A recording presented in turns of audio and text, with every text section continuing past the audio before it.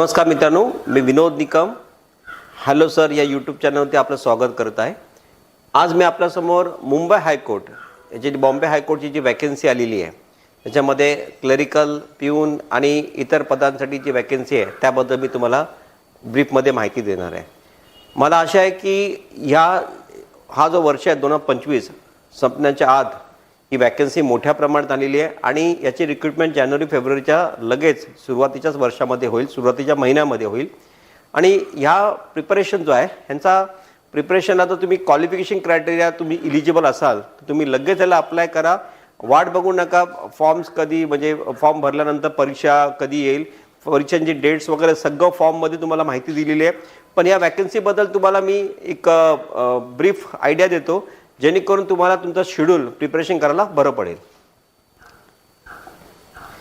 तरी वॅकन्सी जी आहे त्या वॅकन्सीचा जसं क्रायटेरिया तुम्ही बघत असाल तर याच्यामध्ये जवळजवळ क्लरिकलची वॅकन्सी मुंबई हायकोर्टामध्ये आणि हे वॅकन्सीज इतर सुद्धा म्हणजे ठिकाणी आलेले आहेत, जसं नागपूरला आहेत, अमरावतीला आहेत, बाकीच्या संभाजीनगरमध्ये आहेत। मग तुम्ही ह्या अप्लाय करत असताना या सगळ्या क्रायटेरिया बघून घ्या की कुठल्या कुठल्या ठिकाणी तुम्हाला अप्लाय करायचं आहे। मी तुम्हाला एक ब्रीफ आयडिया मुंबईची देतोय।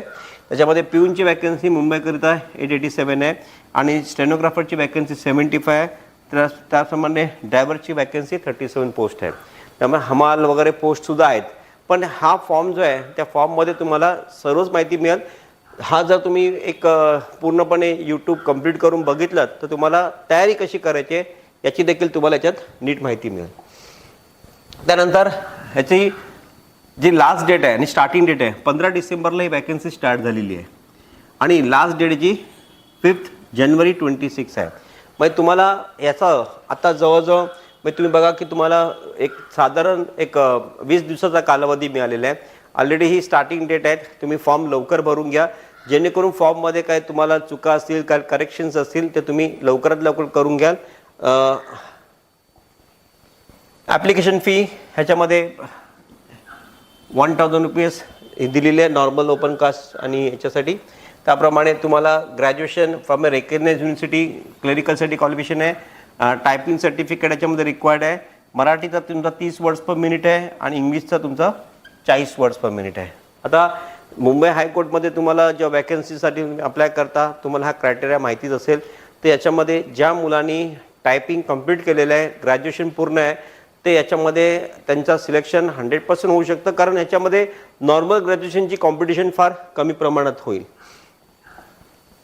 आता इथे जनरलचा एज जे महाराष्ट्र गव्हर्नमेंटचा जो आहे 18 ते 38 आहे आणि त्याचप्रमाणे रिलॅक्सेशन जे तुम्हाला दिलेलं आहे म्हणजे 43 इयर्सपर्यंत SC ST OBC साठी तुम्हाला रिलॅक्स यायचे आहे। तर जनरल कास्टमध्ये 38 वयापर्यंत तुम्ही अप्लाय करू शकता, ही एक आनंदाची बातमी आहे।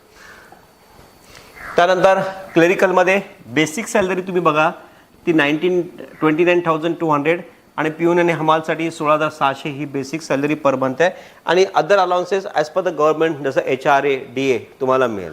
आता मित्रांनो ही जी माहिती आहे ही फॉर्म भरण्यासाठी जी तुम्हाला इलिजिबिलिटी लागते त्यासाठी तुम्हाला मी इन्फॉर्मेशन दिलेली आहे। आता आपण बघूया याचा जो मेन स्ट्रक्चर आहे त्या स्ट्रक्चरमध्ये काय काय आहे। सिलेक्शन प्रोसिजरमध्ये रिटन एक्झाम होणार आहे, त्याची आपण डिटेल्समध्ये माहिती बघूया। Skill test as per the post जसं तुम्ही क्लरिकलला अप्लाय करत तुम्हाला होईल, इंटरव्ह्यू क्लर्क पोस्टसाठी होणार आहे, डॉक्युमेंट व्हेरिफिकेशन होईल आणि मेडिकल एक्झामिनेशन होईल। हे तर नॉर्मल प्रोसिजर आहे, पण तुम्हाला रिटन टेस्ट आणि स्किल टेस्ट कशा प्रकारची असेल बघून घ्या की परीक्षा टोटल 90 प्रश्न असतील, टोटल मार्क्स पण 90 असेल आणि 1 तासाची परीक्षा आहे म्हणजे 60 मिनिटामध्ये तुम्हाला ही एक्झामिनेशन क्लिअर करायची आहे, म्हणजे तुम्हाला टाईम लिमिट दिलेलं आहे। आता बघा इथे कसं दिलेलं आहे की परीक्षा आणि अप्लाय करणाऱ्या लोकांसाठी याच्यामध्ये इम्पॉर्टंट कसं आहे की मराठी विषय आहे, इंग्लिश विषय आहे त्याचे 20 मार्क आहेत, मराठीला जो मराठी व्याकरण किंवा त्याच्यावरती जे वाक्यप्रचार किंवा मराठीचा एक पॅसेज असेल त्याच्यामध्ये तुम्हाला 10 प्रश्न 10 मार्काचे आहेत, इंग्लिश 20 प्रश्न 20 मार्काचे आहेत, जनरल नॉलेज तुम्हाला 10 प्रश्न 10 मार्काचे आहेत, जनरल इंटेलिजन्स 20 प्रश्न 20 मार्काचे आहेत, अर्थमॅटिक 20 प्रश्न 20 मार्काचे आहेत, कॉम्प्युटरचं नॉलेज 10 प्रश्न 10 मार्काचे आहेत, मग टोटल 90 क्वेश्चन्स आणि 90 मार्कांनी 60 मिनिटांमध्ये परीक्षा करायची। आता बघा प्रत्येक पेपर तुम्ही अटेम्प्ट केलं पाहिजे. म्हणजे कुठलाही पेपर तुम्ही वगळता कामा नाही किंवा तुम्ही क्वालिफिकेशन क्रायटेरिया जो असतो क्वालिफाईंग मार्क्स तेवढे मिळाले पाहिजेत. तर तुम्ही असं धरून झाला की 40% वरती क्वालिफाईंग मार्क्स तुम्हाला मिळाले पाहिजेत. म्हणजे तुम्हाला जसं 10मधून 4 मार्क, 20मधून 8 मार्क अशा प्रकारे मिळाले पाहिजेत. आणि टोटल ओव्हरऑल मेरिट तुम्ही बघा, जास्तीत जास्त प्रश्न सोडवण्याचा प्रयत्न करा. मात्र 60 मिनिटामध्ये 90 मार्क, 90 प्रश्नांची परीक्षा आहे. आता या परीक्षांची अभ्यास करणारी मुलं जी बँकेची, रेल्वेची, स्टाफ सिलेक्शनची, इतर परीक्षा किंवा MPSC या परीक्षांची जी तयारी करतात त्या मुलांना हे पेपर सोपे जातील. मात्र जी नवीन मुलं आहेत त्यांनी याच्या प्रश्नपत्रिका ज्या असतात MPSCच्या ज्या असतात क्लेरिकलच्या, त्या प्रश्नपत्रिका जर तुम्ही सोडवल्यात आणि जर तुम्ही नॉर्मल कुठल्याही मॅगझिनमधून नॉर्मल GK वगैरे करंट अफेअर्स वगैरे तुम्ही केलं तर तुम्हाला याच्यातून बऱ्याचशा गोष्टी तुम्हाला करण्यात येते. कारण कसं आहे की टाईम कालावधी थोडा कमी आहे आपल्याला ही ॲड आल्यानंतर जी तयारी करतात त्यांच्यासाठी. पण जी वर्षभर तयारी करत असतात, 6 महिने आधी तयारी करत असतात इतर परीक्षांसाठी, त्यांच्यासाठी मात्र ही सुवर्ण संधीच आहे.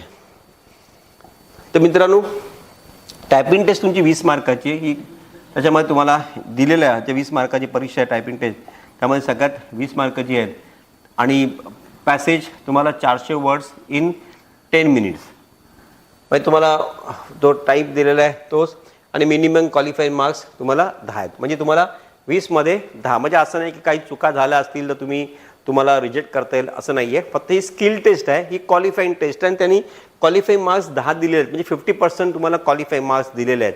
तर तुम्हाला रिटर्न टेस्ट जी आहे ते रिटर्न टेस्ट प्रामुख्याने ही टेस्ट तुम्हाला द्यायची आहे. त्याच्यानंतर तुम्हाला क्वालिफाय झालं तर तुम्हाला टायपिंग टेस्ट देता येईल.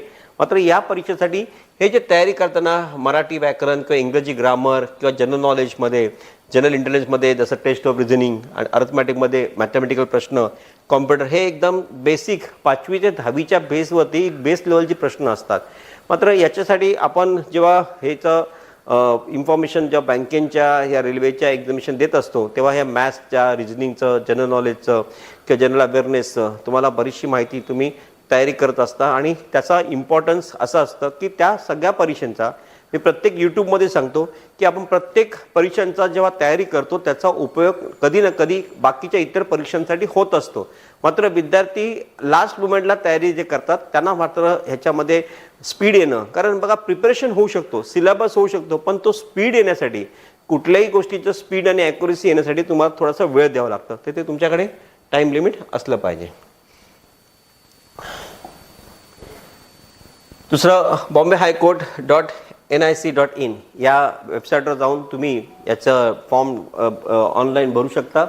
आता हे सगळं सांगितल्यानंतर हा जो शॉर्ट व्हिडिओ बनवला होता त्याचं कारण असं होतं की महाराष्ट्रातल्या मराठी मुलांनी या फॉर्म भरावं. ही फक्त मुंबईकरिता वॅकन्सी नाही, मी तसं म्हटलं नागपूरसाठी आहे, संभाजीनगरसाठी आहे, पिऊनची वॅकन्सी आहे, हमालची वॅकन्सी आहे, ड्रायव्हरची वॅकन्सी आहे, स्टेनोची वॅकन्सी आहे, क्लेरिकलची वॅकन्सी आहे. ज्या ज्या क्रायटेरियामध्ये तुम्ही बसताय, समजा टायपिंग नसेल तुम्ही क्लेरिकल सोडून द्या, जर पिऊनमध्ये बसताय तर आत्ताच्या स्टेजला हायकोर्टमध्ये आलेल्या वॅकन्सीसाठी नक्कीच अप्लाय करा. कारण ही सुवर्ण संधी आहे. एवढ्या मोठ्या प्रमाणात प्रत्येक मुंबई हायकोर्टमध्ये किंवा नागपूर हायकोर्टमध्ये किंवा तुम्ही संभाजीनगरच्या ह्याच्यामध्ये वॅकन्सीसाठी अप्लाय करण्यासाठी एवढ्या मोठ्या प्रमाणाची बरेच वर्षानंतर एवढी मोठी भरती आलेली आहे. आणि मला असं वाटतं की हे ज्या रिकामी जागा भरण्याचं जे महाराष्ट्र शासनाने जे हे दिलेलं आहे, तो GR काढलेला आहे, त्याप्रमाणे हे वॅकन्सी भरत आहेत. आता इथे MPSCमध्ये जेव्हा महाराष्ट्र पब्लिक सर्व्हिस कमिशनची जेव्हा तुम्ही परीक्षा देता त्याचा प्रोसेस खूप मोठी असते. इथे आपण लकी आहोत की बॉम्बे हायकोर्टमध्ये ही जी प्रोसेस आहे ही तुम्हाला साधारण 2-3 महिन्यामध्ये ही प्रोसेस पूर्ण होईल. म्हणजे तुम्हाला एक्झामिनेशन दिल्यानंतर खूप कमी वेळामध्ये जॉब अप्लाय कर. कारण कसं असतं, 1000 रुपये ॲप्लिकेशन फी असल्यामुळे बरीचशी मुलं ती फॉर्म भरत नाहीत. आणि मला असं वाटतं की त्याच्यामुळे तुमची मेरिट कुठेतरी राहिली नाही पाहिजे. आज आपण 1000 रुपये बघितले आणि फॉर्म न भरल्यामुळे आपण त्या कॉम्पिटिशनच्या फॉर्मला अप्लाय करत नाही. कुठेतरी उद्या जर आपल्याला वॅकन्सीमध्ये सिलेक्शन झालं तर आपल्याला हे पैसे इम्पॉर्टंट होणार नाहीत, मात्र तो जॉब आयुष्यभर आपल्याला महत्त्वाचा राहील. तर यासाठी तुम्ही तयारी करताय, ह्याचा विसर तुम्हाला पडला नाही पाहिजे. मी अशी आशा बाळगतो की जास्तीत जास्त मुलं, कारण इथे अजून एक महत्त्वाचा पॉईंट आहे, बाहेरचे जे विद्यार्थी आहेत हा फॉर्म भरू शकत नाही. बाहेरचे म्हणजे जे इतर भाषिक विद्यार्थी आहेत त्यांना मुंबई हायकोर्टचा फॉर्म भरता येणार नाही.